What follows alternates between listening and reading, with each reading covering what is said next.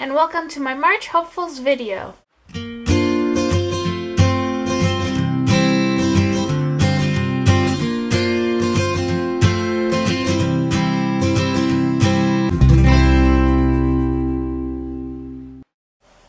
Okay, so first I'd like to talk about my setup for these videos. I decided to change it from a TBR list to a hopefuls list because at the wrap up at the end of the month, I hate saying that I failed my TBR. I'm trying to be a little bit more positive, so I decided to change it to the books that I hope to get to each month.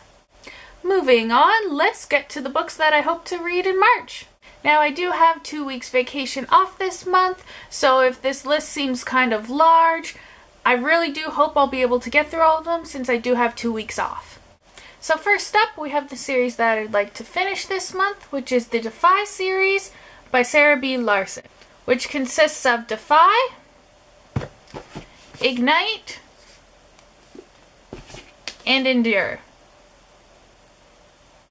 Now, I already have read Defy, but I never finished off the rest of the series. Loved the first book, so I can't see why I won't love the whole series, so I can't wait to get through it this month.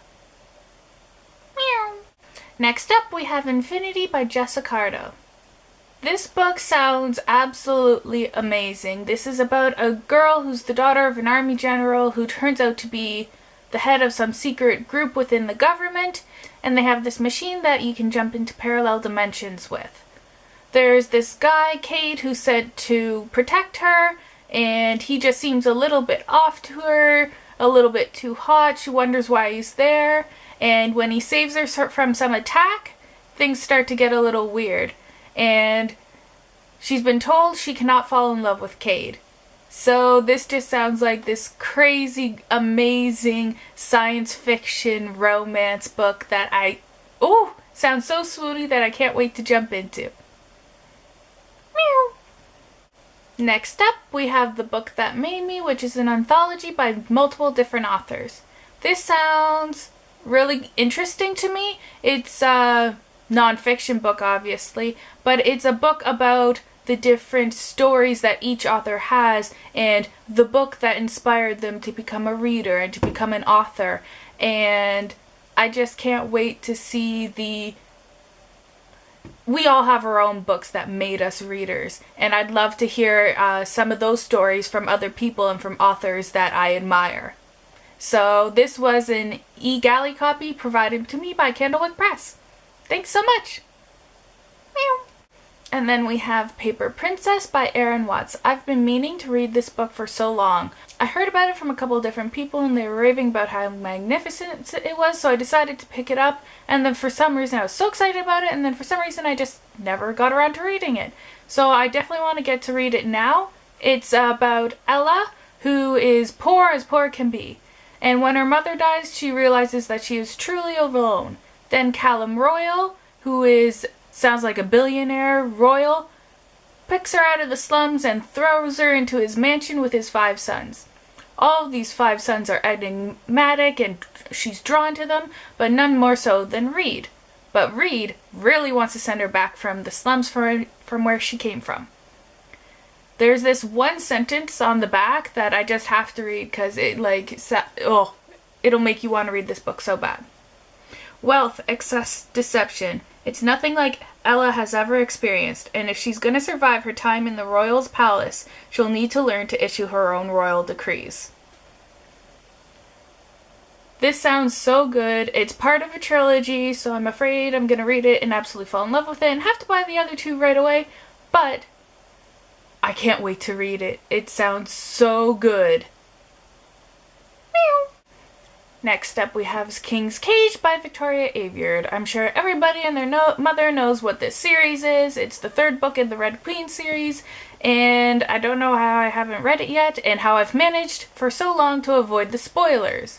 So I've decided to just finally read it before I get spoiled for something really bad. Meow. Next is Maid of the King's Court by Lucy Worsley. This is a YA historical fiction book about a maid within the court of Henry VIII.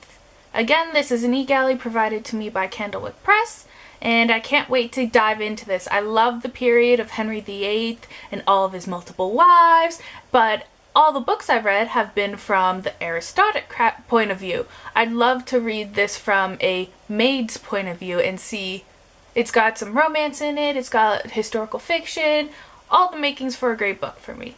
So thank you, Candlewick Press, for giving this to me. I can't wait to read it. Meow. And then we have Caraval by Stephanie Garber.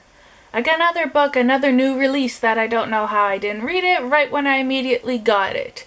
This book, if you haven't heard about it, is about two sisters who end up going off to Caraval, which is like a circus where the audience gets to participate in the game of it. But then her sister ends up going missing, and she goes on this adventure to find her because she's been kidnapped by the creator and the boss of Caraval. And I love circus books. I find there aren't enough of them out there. The only other ones I really know are like The Night Circus, and there's one other one that I can't think of right now, but I love the mysteriousness of it and the magicalness of it, and this cover is absolutely gorgeous, so what's that not to love? Meow. And Every Hidden Thing by Kenneth Opel.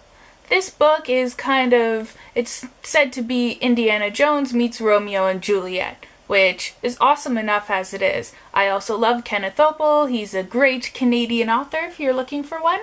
And this book, it's about these two warring families and the daughter of one and the son of other, each of them with their fathers, and they're trying to find this legendary humongous dinosaur skeleton out in the Badlands. And each of them want to get it for different reasons, and it's all about that adventure of finding it, and I'm assuming falling in love when they shouldn't be, and the Romeo and Juliet portion of it. It's just, I can't wait to read it. It sounds so amazing.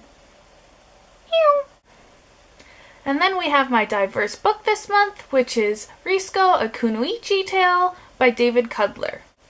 This story is set in what sounds like feudal Japan with lords and armies, and it's about this one girl, Risco, who is fatherless and seems like an absolute nobody, but it sounds like as we go on through the book, she ends up raising up in the ranks, and it's political, and she can change the outcome of what Japan is like. It sounds like this big epic adventure and changing in the battle and armies, and it's just got everything that I love in a book, and I love feudal Japan stories, so I'm really looking forward to this one.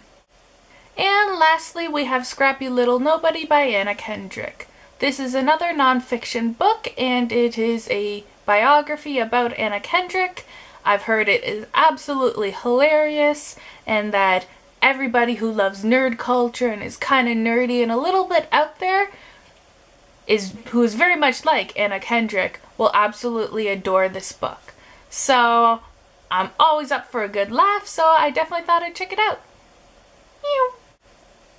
And those are the books that I'm planning to read this month. I know it may seem like a lot, but since I have the 2 weeks off and all I'm planning to do are reading, filming, editing, posting videos for you guys, I'm sure I'll have enough time to get through all of them. At least, fingers crossed, that's what I'm hoping. What are some of the books that you guys are hoping to read this month? What are you guys excited about? Have you read any of the books that I've got on my list? I'd love to hear about it down in the comments below. If you liked this video, give it a thumbs up, and don't forget to subscribe to see more videos from me. You can follow me on Twitter, Instagram, Facebook, Tumblr, and Goodreads. I'll have all links for those in the description box down below, along with Goodreads links for all the books mentioned in this video. Thanks for watching! This is Christine signing off. It is a wonderful world in which our main protagonist, Kira, finds out that she is a word weaver, which means that when she writes stories with her magical pen, they come to life.